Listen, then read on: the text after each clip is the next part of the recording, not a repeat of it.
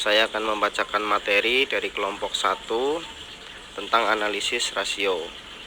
Sebelum itu saya perkenalkan rekan-rekan dari kelompok 1. Yang pertama, Anastasia Ladiana Putri, NIM 19020100205. Selanjutnya Ditya Salsabila, NIM 19020100371. Selanjutnya Isma Zafira, NIM 19020100094. Selanjutnya Syafi'i Agung Pranoto, NIM 19020100254.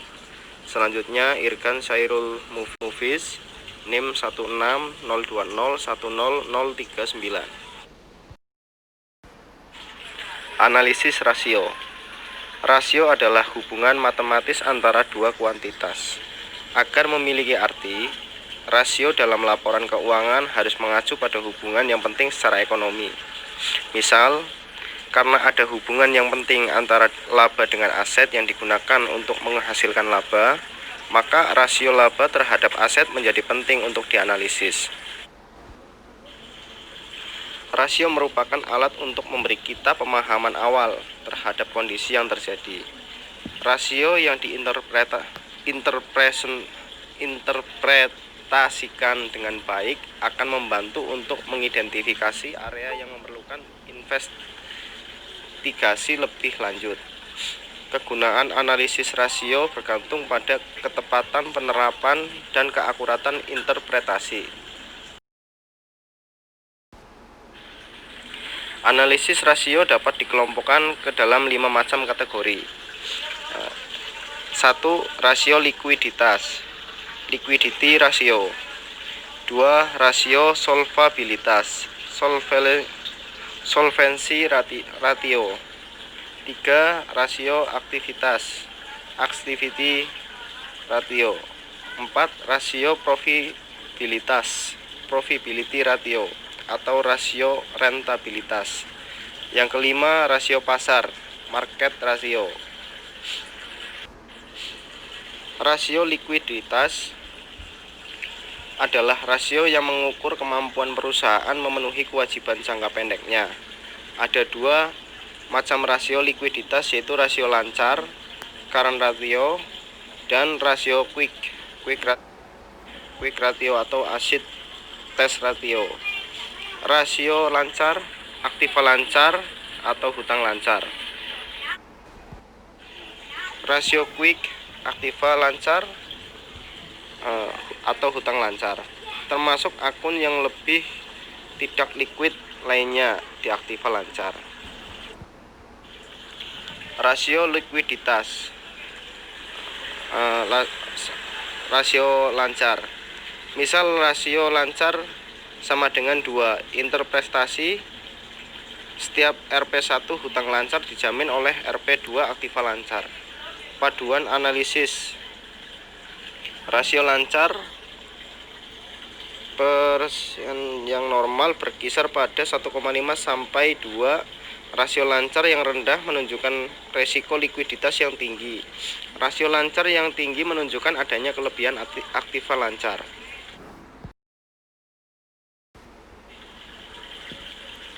Bagi industri yang terbiasa membayar supplier setelah barang dijual, seperti supermarket, cenderung memiliki rasio lancar yang rendah, bahkan lebih kecil dari 1, tanpa mengalami masalah likuiditas. Bagi perusahaan dengan likuiditas rendah di bawah 1, perlu dibandingkan dengan kondisi normal tahun-tahun sebelumnya.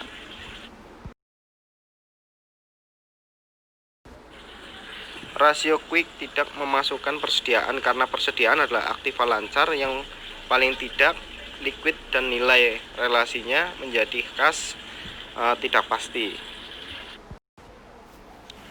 Rasio likuiditas, alat ukur alternatif.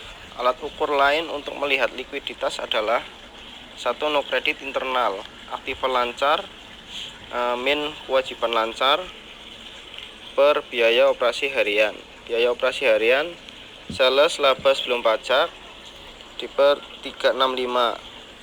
Satuan NCI adalah hari. Ini menunjukkan jumlah hari yang dapat di cover untuk likuiditas yang tersedia untuk membiayai modal kerja.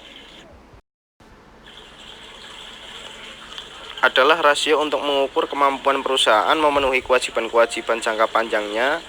Macam-macam rasio solvabilitas adalah rasio total hutang terhadap total aset, rasio hutang terhadap modal times interest earned.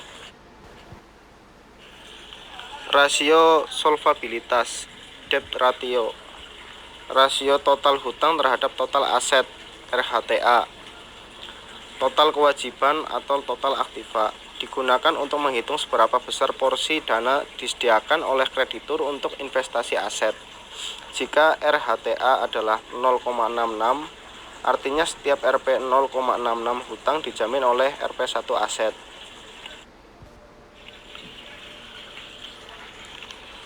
Solvabilitas debt to equity ratio DER, jumlah rupiah yang dipinjam untuk investasi ekuitas. Rasio ini sering disebut dengan rasio leverage. DER dianggap tinggi jika di atas 100%. DER yang tinggi menunjukkan resiko perusahaan yang tinggi karena dominannya sumber dana dan unsur utang. Debt to equity ratio sama dengan total liabilitas per total equity. Rasio solvabilitas TIE, rasio times interest earned, sama dengan laba sebelum pajak dan beban bunga per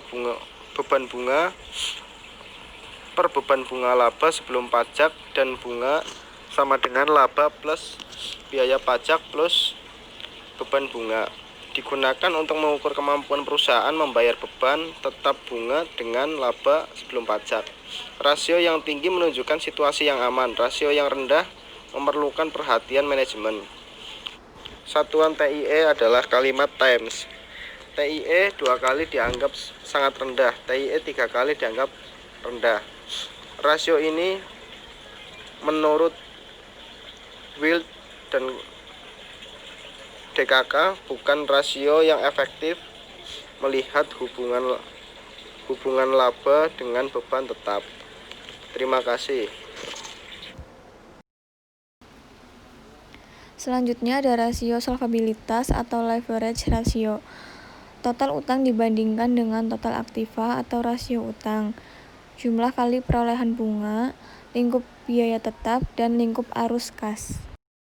Rasio profitabilitas, margin laba penjualan, daya laba dasar, hasil pengembalian total aktiva, dan hasil pengembalian ekuitas. Rasio pertumbuhan atau growth ratio. Rasio pertumbuhan merupakan rasio yang menggambarkan kemampuan perusahaan mempertahankan posisi ekonominya di tengah pertumbuhan perekonomian dan sektor usahanya.